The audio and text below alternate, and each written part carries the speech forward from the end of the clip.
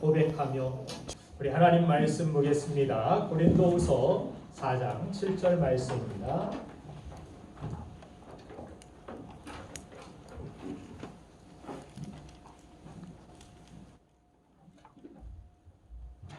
고린도후서 4장 7절 말씀.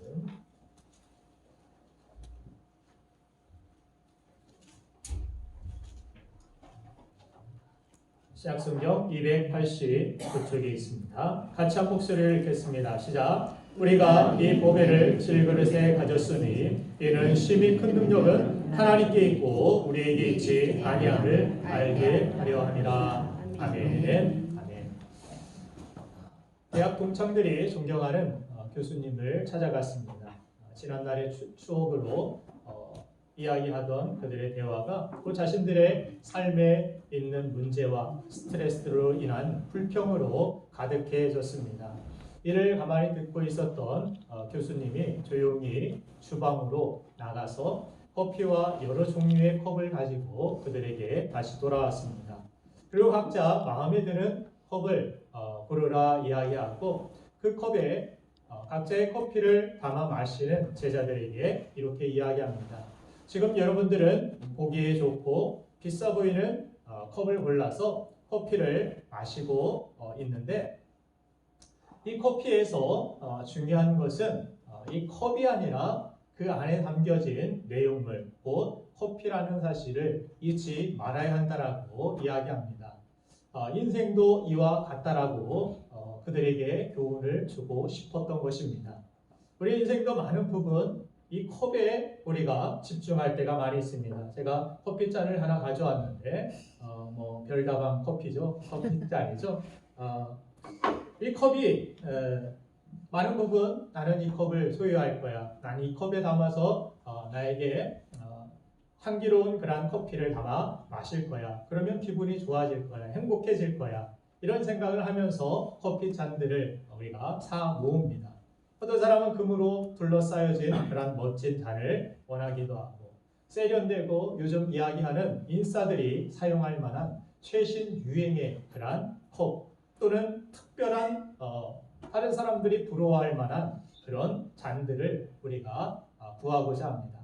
그래서 우리는 더 좋은 스펙, 더 좋은 우리를 그럴싸하게 만들 만한 무언가를 우리는 찾아 나섭니다. 그러다가 그것을 소유하지 못하고 또한 그것을 소유하기는커녕 문제가 생기면 크게 실망하고 낙심하고 우리는 불평하기 일쑤입니다. 커피를 마셔보신 분들은 아시겠지만 커피에서 가장 중요한 것은 이 잔이 아니라 그 안에 담긴 내용물입니다. 우리는 잔을 먹지 않습니다. 우리는 커피를 마십니다.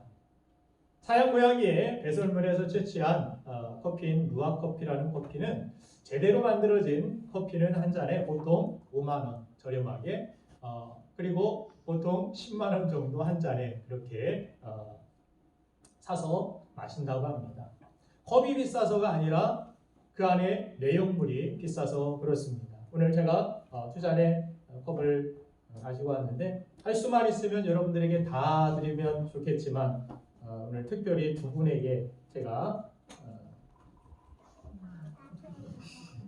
뜨거운 물까지 친절한 두 분에게 드리도록 하겠습니다. 오늘 처음 교회에 오신 우리 처음 오신 분 배달까지 배달의 민족 감사합니다.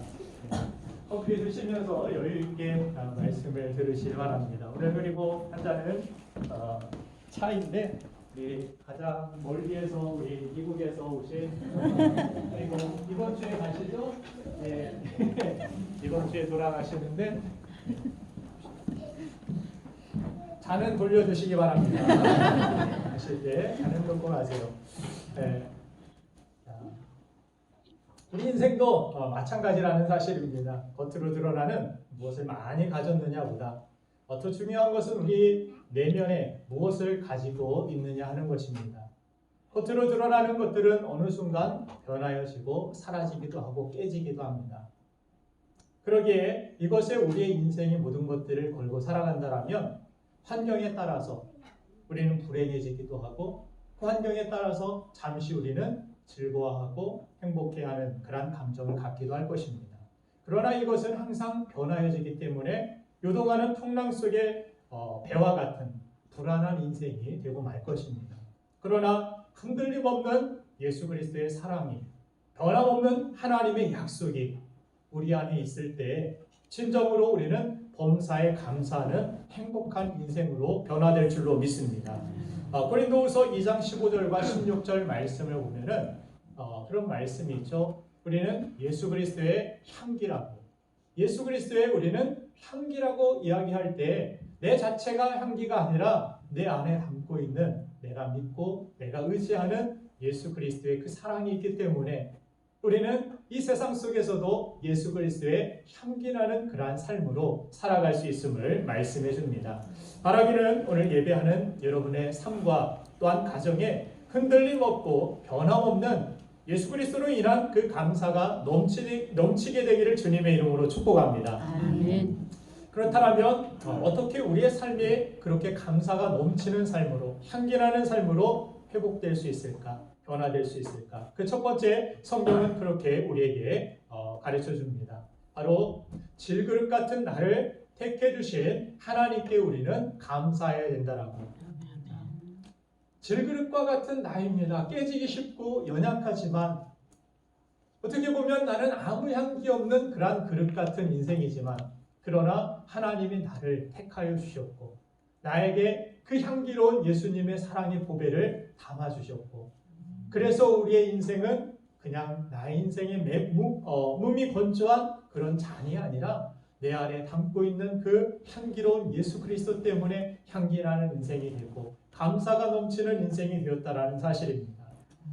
그래서 우리가 나의 인생이 진정으로 복된 것이 내가 가지고 있는 능력, 내가 가지고 있는 어떤 스펙, 내가 무엇을 잘해서 착하게 살아서가 아니라 내 안에 계신 예수 그리스도 때문에 내가 하나님 앞에 인정받고 하나님의 백성, 하나님의 자녀가 되었고 나의 인생이 진정 행복한 인생이 되었음을 우리는 알 수 있다는 사실입니다. 그러기 위해서는 내 주제 파악이 돼야 됩니다. 나는 질그릇입니다. 우리 옆 사람에게 함께 고백해 봅시다. 나는 질그릇입니다. 나는 질그릇입니다. 네. 그래서 오늘 본문 말씀은 우리가 이 보배를 질그릇에 가졌다라고 강조하여 설명해 주고 있는 것입니다. 우리를 가치 있게 하는 것은 질그릇 같은 우리 자신이 아니라 우리 안에 담겨 있는 보배라는 사실입니다. 우리가 얼마나 약합니까? 질그릇이라는 이 비유가 정말 적절하지 않습니까? 하나님이 인간을 만드실 때 흙으로 만드셨죠? 흙으로 만드신 우리 질그릇이 무엇입니까? 흙그릇 아닙니까? 흙을 빚어가지고 만든 것인데 우리는 죽고 나서도 한 줌의 흙으로 돌아간다는 사실을 성경은 우리에게 가르쳐 줍니다. 이것이 인간의 한계라는 것입니다. 육체적으로도 조금만 무리하면 여러분들 어떻습니까? 고장나고 나이가 들어가면서 여기가 치료를 받은 것 같은데 여기가 또 고장이 난 것 같고 그렇죠? 여기가 좀 괜찮아지는 것 같으면 또 허리가 아프고 허리가 괜찮으면 또 목이 아픈 것 같고 우리 인생이 조금만 무리해도 병나고 그런 연약함을 우리가 가지고 있지 않습니까? 나는 평생 늙지 않을 것 같은데 가면 갈수록 주름도 늘어나고 머리숱도 적어지는 것 같고 그렇습니다. 영적으로도 마찬가지지 않습니까? 아무리 괜찮아 보이는 사람 같지만 그 내막을 들여다보면 가까이 하다 보면 연약함이 있는 문제가 있는 그런 모습들을 우리는 발견합니다. 성경에서 그래서 우리에게 성경이 얼마나 정직한 기록인지 다윗 왕 이스라엘이 국기에다가 다윗의 별을 그려 넣을 정도로 위대한 왕이라고 손꼽는 그 왕을 성경에서 뭐라고 표현합니까? 어떻게 표현합니까? 약점투성이로 표현하지 않습니까? 물론 골리앗 앞에서 담대하게 나왔던 그런 모습도 있지만 남의 아내를 탐내고 남의 아내를 취하고자 했던 그래서 그 남편까지도 사지로 몰아냈던 이 다윗의 모습을 성경은 정직하게 기록하고 있습니다. 아브라함 믿음의 조상이라고 유대인들이 이야기합니다. 자신이 위급해지자 아내를 누이라고 속이고 자신이 살고자 어떻게 보면 아내를 팔아버린 것이죠. 그래서 내가 그럼 아내로 삼을게 하고 왕이 데려가 버립니다. 얼마나 큰 상처였겠습니까? 우리 형제님, 위기가 있으면 찬송자매를 던지고 그렇게 달아날 것입니까? 무슨 두레 같네요 지금. 대답이 없어요. 대답을 해야죠. 네. 절대 그러지 않을 것 같아요. 그런 선한 눈빛을 가졌어요. 어떤 어려움 속에서도 그렇죠? 지켜주고 끝까지 붙들어주고 내 아내니까 이 사람 아닙니다. 죽어도 같이 죽고 그래야 되는데 나 살고자 아내는 누입니다. 가져가시든 데려가시든. 그리고 자신은 살아남아 있는. 그 아내가 왕궁에 붙들려 갔다가 다시 돌아왔을 때 하나님께서 깨닫게 하셨죠. 다른 사람의 아내를 취하지 말라고 하나님이 혼내줬어요. 그래서 돌려보냈습니다. 그 가운데 아내가 돌아왔을 때 아내의 마음이 어땠을까요? 남편을 바라볼 때마다 어떻게 보면은 그죠? 원망하는 그런 마음이 있지는 않았을까 이런 생각을 해봅니다. 이것이 인간의 연약함이라는 것을 성경은 우리에게 보여줍니다. 믿음의 조상, 골리앗을 이긴 다윗, 사람에게는 소망이 없고 사람은 언제나 넘어질 수 있고 변질되기 쉽고 깨지기 쉬운 그러한 그릇과 같다라는 사실을 성경은 우리에게 강조해주고 있는 것입니다. 그들에게 수치를 주기 위해서 부끄러움을 주기 위해서 기록한 것이 아니라 인간은 이와 같이 다 거기서 거기고 연약한 자이고 깨지기 쉬운 존재라는 사실, 질그릇이라는 사실을 기억해야 한다는 사실입니다.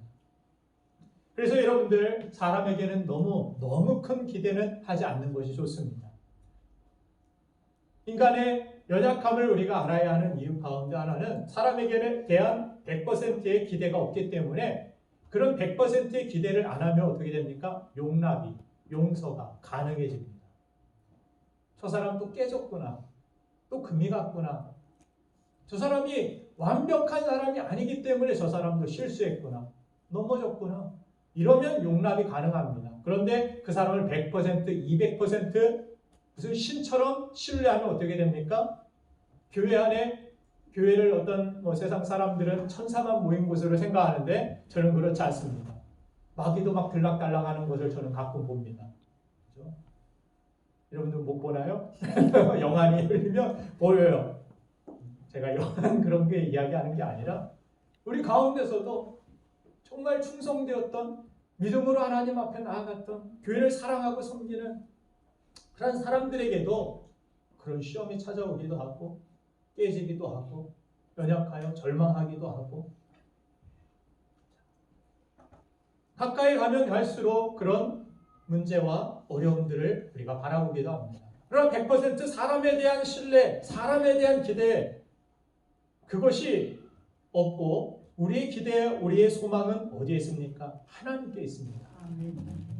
우리가 믿는 것은 하나님입니다. 왜 그냥 천사 찾으러 오는 것이 아니라 우리는 하나님 만나러 오는 것입니다. 하나님 바라보러 오는 것입니다.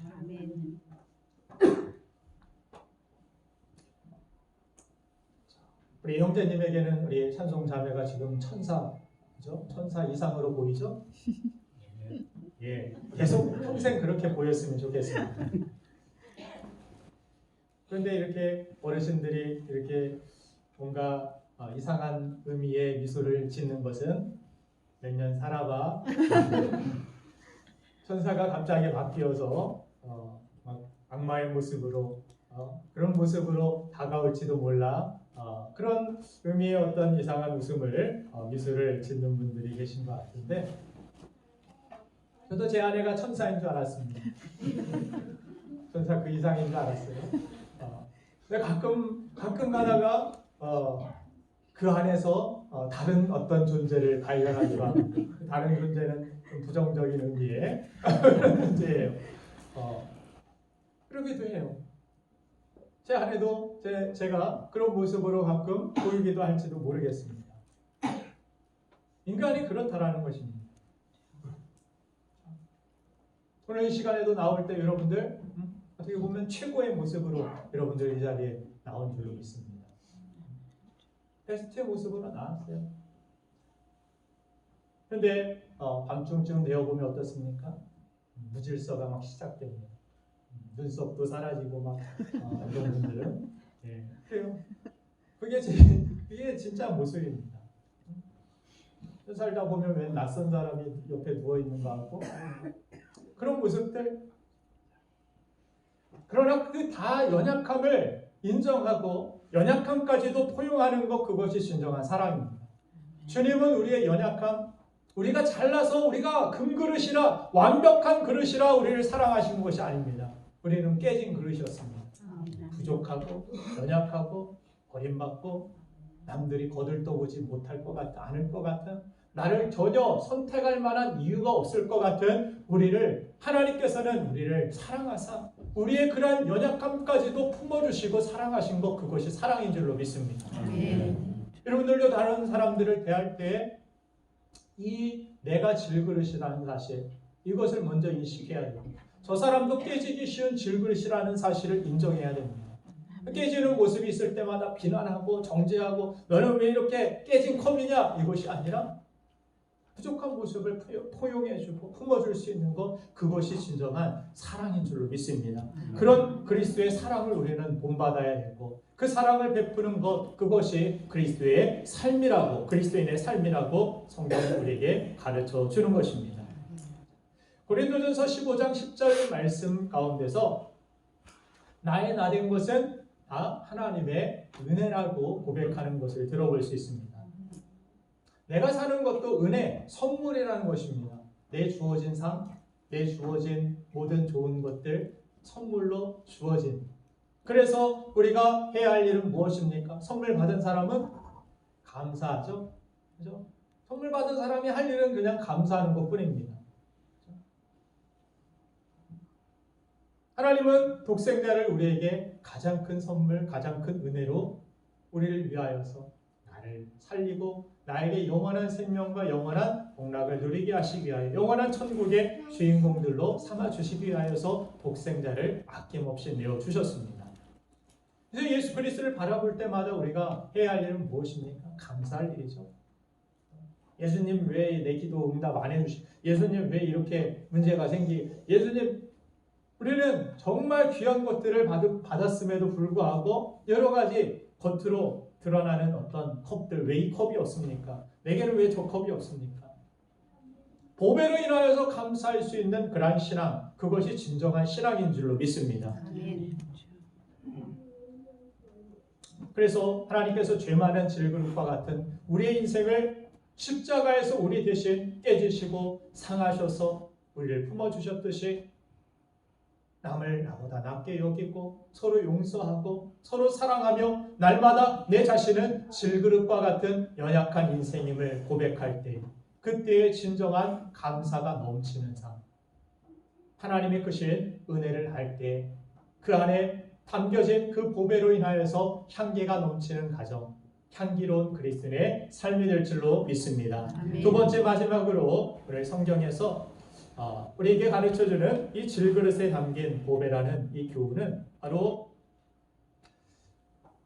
질그릇에 보화를 담는 것, 보배를 담는 것. 그래서 질그릇에 담긴 보배로 인해서 감사할 수 있어야 된다는 사실입니다. 성경이 말하는 인간의 가치는 어디에 있습니까? 그릇 자체가 아니라는 것입니다. 우리가 가진 것 자랑할 것 없습니다. 그래서 우리가 자랑할 것이 있다라면 예수 그리스도밖에 없다라고 그렇게 고백합니다. 나는 은그릇이야, 금그릇이야, 나는 금수저야, 나는 본차이나다, 코렐이다, 그런 거 자랑할 것이 없다라는 것입니다.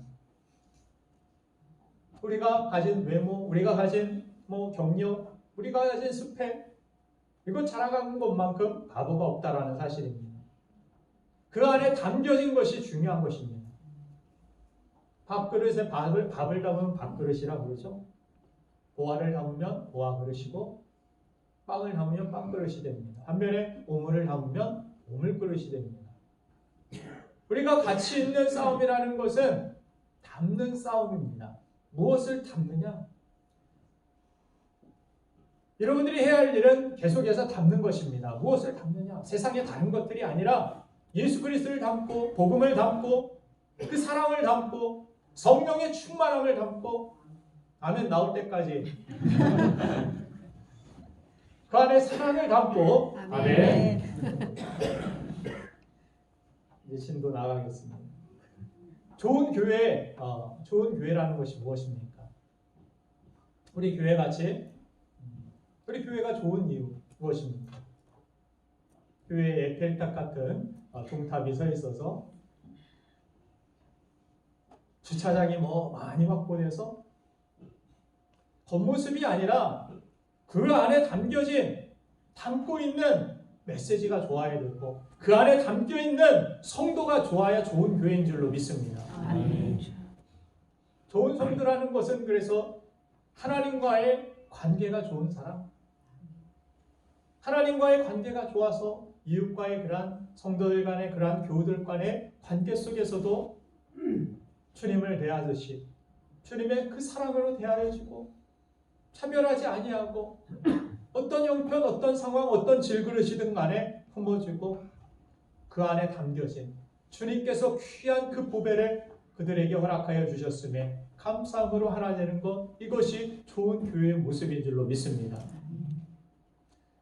우리 성도의 싸움에서도 마찬가지입니다. 우리는 영적인 싸움이다. 성경은 그렇게 이야기하는데 에베소서 6장 12절을 보니까 우리의 싸움이 혈과 육에 있지 아니하고 자, 우리의 씨름은 혈과 육을 상대하는 것이 아니요 통치자들과 권세자들과 이 어둠의 세상 주관자들과 하늘에 있는 악의 영들을 상대합니다.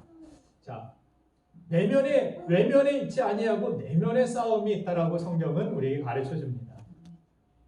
우리의 마음, 우리의 생각, 이것이 악한 영에게 붙들려지고 사로잡혀 버리면 어떻습니까? 아무리 많은 재산을 가지고 아무리 많은 인기를 가지고 아무리 사람들이 인정받는 삶을 살아가도 공허합니다. 한순간에 무너집니다. 한순간에 그래서 연예인들이 참 안타까운 그러한 선택을 하는 모습들을 바라볼 때에도 그렇습니다. 내면이 무너져 버렸기 때문입니다. 우리는 많은 부분 외면, 컵깎기 싸움에 싸우려고 하는데 내 안에 내면이 하나님의 사랑으로 충만하지 아니하고 그 사랑을 모르고 그 사랑에 가까이 가지 아니하면 우리는 아무리 많은 컵을 모아도 그 안에 담겨진 내용물이 없을 때 공허함, 향기는커녕 우리의 인생에서 외로움과 쓸쓸함밖에 남지 아니할 것입니다. 오늘 본문 말씀 우리 읽지 않았지만 8절을 내려가 보면 우리가 사방으로 우겨쌈을 당하여도 쌓이지 아니하며 답답한 일을 당하여도 낙심하지 아니하며 질그릇의 보배를 가진 사람들은 이와 같다라는 것입니다. 겉으로 막 우겨싸임을 당했습니다. 눈으로 보기에도 이건 망할 것 같습니다. 이거 안 될 것 같고 나의 인생은 여기서 끝난 것 같습니다. 실패 같습니다. 그런데 이 질그릇의 보배를 가진 사람들은 여기에 쌓이지 아니하고 여기에 낙심하지도 않는다라고 이야기합니다. 외면에 대하여서 흔들림이 없다라는 것입니다. 그 내면의 강직함, 그 내면의 강건함. 그래서 성경이 강조하는 것은 내 영혼이 잘된과 같이 범사가 잘되고 강건하기를 축복한다고 성경은 말씀합니다. 영혼이 먼저라는 것입니다. 우리는 외면이 먼저 돼야 된다. 나는 돈이 이만큼 있어야 행복하고 나는 이것이 있어야 이것을 소유해야만 행복하고 많은 부분 그렇게 생각하지만 그러나 우선순위가 잘못되면 우리의 인생에서도 마찬가지입니다. 불협화음밖에 없습니다. 소프라노가 나와야 될 곳에 베이스가 나오고 알토가 먼저 나오고 그것이 아니라 우리가 먼저 우선순위 하나님의 질서를 따라서 우리가 행동하는 그러한 모습이 있어야 되는데 자, 우리가 두려워하는 이유, 미래에 대하여서 불안한 이유, 여러 가지 상황 속에서 우리의 마음이 복잡한 그러한 일들도 마찬가지입니다. 한 가지에 우리는 집중해야 됩니다. 우리 내면에 우리 안에 주신 예수 그리스도의 사랑, 하나님이 주신 그 말씀에 우리는 집중하고 거기에 초점을 맞춰야 된다는 것입니다. 사방으로 우리가 쌓임을 당했는데 쌓이지 아니한 이유 무엇입니까? 위가 열려 있기 때문입니다. 사방은 쌓여 있는데 위가 열려 있습니다. 그래서 사면 초가의 위기에 있는 이 히스기야의 모습을 성경에서 아수르의 18만 5천 명의 연합군대가 쳐들어왔습니다. 히스기야가 이제 사면 초가에 갇혔습니다. 이스라엘은 이제 함락될 것 같고 모든 것들을 빼앗기고 잃어버릴 상황입니다. 그때 하나님 앞에 기도하지 않습니까? 항복해라. 항복 문서를 받고 하나님 앞에 그 문서를 놓고 기도합니다. 그러니까 그 안에서 하나님의 놀라운 은혜 안에서 그 포위망이 뚫어지고 하나님의 천사가 그 모든 18만 5천 명의 연합군들을 쓸어버리십니다. 이것이 바로 우리 한 사람 한 사람 질그릇의 보배를 담은 그리스도인들이 해야 할 일이라고 성경은 말씀합니다. 우리나라가 많은 위기에 있다. 깨어서 기도하면 될 줄로 믿습니다. 하나님이 18만 5천 명의 포위망을 뚫을 수 있도록 하나님 도와달라고 기도하면 됩니다. 하나님 앞에 기도하면 여러분들의 가정에 여러 가지 문제들, 사업에 여러 가지 어려움들, 그 어려움만 바라보고 있으니까, 그 문제만 바라보고 있으니까 문제는 더 커지는 것입니다. 내 마음은 더 두려워지는 것입니다.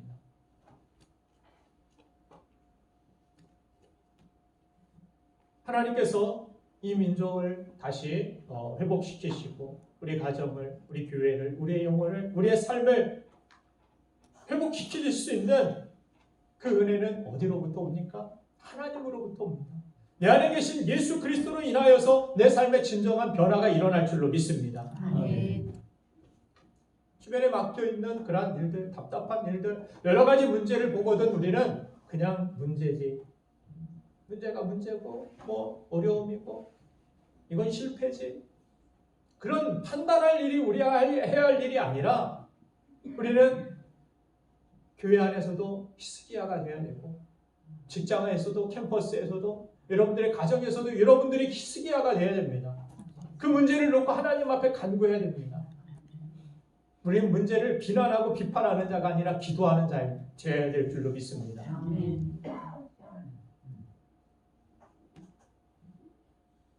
그래서 질그릇 가운데 보배를 담은 그 믿음을 가진 사람이 들어가면 그 안에서 영적인 혁명이 일어나고 하나님의 기적이 일어나고 하나님의 역사가 일어나고 하나님의 놀라운 일들이 일어날 줄로 믿습니다. 막혀지고 답답한 일들, 모든 것들을 하나님 앞에 기도와 찬송으로 뚫어버리는 그런 거룩한 인생이 되기를 간절히 바랍니다. 우리 인생에 문제가 왔을 때, 어려움이 왔을 때 여러분들 집안에 여러 종류의 티백들이 있을 것입니다. 저도 오늘 티백을 이렇게 가져왔지만 얼핏 티백을 보면 어떤 맛인지 모릅니다. 근데 뜨거운 물이 들어가면은 그때서야 비로소 향기가 나오고 맛이 우러나는 그런 모습을 보게 됩니다. 뜨거운 물이라는 것이 어떻게 보면 나 인생에 다가오는 풍랑이 될 수 있고 고통이 될 수도 있습니다. 어려움이 될 수도 있습니다. 왜 하나님께서는 나에게 이런 뜨거운 고통과 아픔을 허락하시는 것입니까? 우리가 원망할 수도 있을 것입니다. 그러나 그 뜨거운 물이 있을 때 진정 내 안에 무엇이 담겨 있는지가 나타나게 되고 드러나게 될 것입니다. 그때 내 안에 예수 그리스도를 담고 예수 그리스도를 믿고 의지하고 하나님만을 의지하고 있다라면 그 풍랑이 올 때 여러분들은 몸이 건조한 인생이 아니라 오히려 그 풍랑 때문에 더 향기로운 인생, 더 아름다운 인생, 많은 사람들의 선한 영향력을 주고 맛을 내는 거룩한 인생이 될 줄로 믿습니다. 아멘. 그래서 우리가 해야 할 일은 풍랑이 있느냐 없느냐, 우리가 많은 믿는 사람들 가운데서도 연말이 되면 내년도에는 뭐 좋은 일이 있겠습니까 하고 어디 막 무당 같은데 점치는 사람들 막 찾아다니는 그러한 사람들도 있는데 우리 교회는 아무도 없는 줄로 믿습니다. 미래는 하나님께 있습니다. 좀 염려하시고 미래 알아봤자 여러분들이 바꾸지도 못합니다. 하나님께 맡겨야 됩니다. 하나님이 바꾸셔야 될 줄로 믿습니다. 아멘. 미래에 대한 그러한 두려움으로 인해서 풍랑이 있을까요? 없을까요? 며칠이 좋을까요? 알 필요 없습니다. 하나님이 함께 하시면 됩니다. 그 풍랑 속에서도 주님이 함께 하실 때 그 풍랑이 잠잠해질 줄로 믿습니다. 아멘. 렘브란트의 그림 속에서 갈릴리 바다에 폭풍이라는 그림이 있습니다.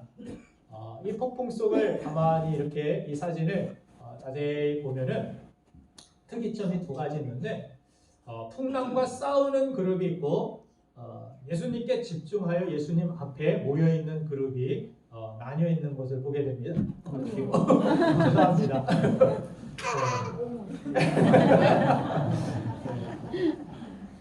자, 벌을 무서워해요. 자, 풍랑 속에서 예수님과 함께 있었던 그런 모습과 이 풍랑을 싸우기 위해서 여러 가지 밧줄을 붙잡고 돛을 붙잡고 싸우는 그러한 그룹으로 나뉘게 되는데, 자, 이곳에 이 풍랑 속에서 제자들이 성경에서도 나오지만 풍랑이 잠잠해진 이유는 내가 잘 싸웠기 때문이 아닙니다. 그렇죠? 내가 노를 잘 저어서가 아니었습니다. 이 풍랑의 배에 예수님께서 타고 계셨기 때문에, 예수님께서 풍랑아 잠잠하라 말씀하실 때 풍랑이 잠잠하게 된 줄로 믿습니다. 알지 못했던 다른 사람들은 어떻게 보면 내가 헛수고했구나. 오히려 그 앞에 그 풍랑 속에서 예수님의 말씀을 듣고 평안할 걸, 감사할 걸, 그렇게 후회했을지 모르겠습니다. 또 한 가지 특이점은 무엇이냐면 배에 탄 제자의 숫자들이 12명이 아니라 13명이라는 사실입니다. 그러면 13명의 제자가 있었느냐, 그것을 표현한 것이 아니라 그 중에 한 사람이 자신 렘브란트였다라고 그는 그렇게 그림 속에서 자신이 그 배에 함께 있기를 원했고 예수님과 함께 있기를 원했다라는 사실을 렘브란트의 그림을 통하여서 우리는 볼 수가 있습니다. 성경은 항상 예수님이 함께함을 강조합니다. 그래서 예수님이 이 땅에 오셨을 때 성탄에서도 성탄절에 우리가 많이 찬송 가운데서 들려지는 것 임마누엘, 그죠? 내가 너희와 함께하겠노라. 예수 그리스도를 통하여서 하나님께서는 우리와 함께하시기 위하여서 영원한 천국에서 여러분들과 저와 함께하시기 위하여서 예수님을 이 땅에 보내주셨습니다. 그래서 예수님이 함께하는 것이 가장 축복이고 예수님과 함께하는 인생이야말로 영원한 축복을 누리는 감사하는 인생이 될 줄로 믿습니다. 아멘. 자, 우리가 중간에 여러 가지 우리 인생 가운데 우여곡절도 있고 어려움이 있겠지만 주님이 함께하시면 우리는 가장 복된 최종 목적지까지 다다르게 될 줄로 믿습니다. 예수님만이 길이고 예수님만이 생명이심을 믿으시고 인생 복잡하게 사시지 마시고 단순하게 사시길 바랍니다. 하나님과의 관계에 여러분들이 초점을 맞추시고 하나님의 능력 안에 내가 거하여 있음을 확신하시고 하나님과 연결되어 있으면 모든 답답한 문제들, 우리를 우겨싸고 있는 어려움들이 하나둘씩 풀리게 되는 하나님의 역사가 있을 줄로 믿습니다. 오늘도 하나님과 함께하는 저와 여러분들의 인생, 걱정과 근심, 불평과 원망이 아니라 낙심이 아니라 보배를 담은 질그릇임을 깨닫고 날마다 감사가 넘치는 축복된 인생, 축복된 가정이 되기를 주님의 이름으로 축원합니다. 그 시간 함께 잠시 기도하길 원합니다.